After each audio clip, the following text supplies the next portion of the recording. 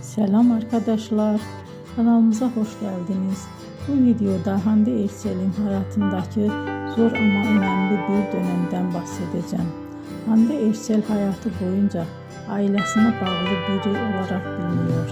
Özellikle annesi Aylin Erçel onun için büyük bir ilham kaynağıydı.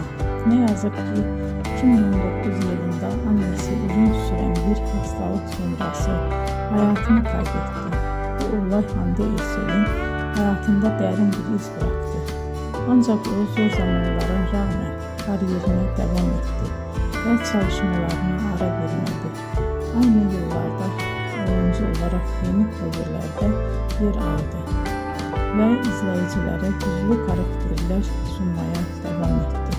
Belki de bu nedenle birçok hayranı onu sadece başarılı bir oyuncu olarak değil, aynı zamanda güçlü bir insan olarak da görüyor.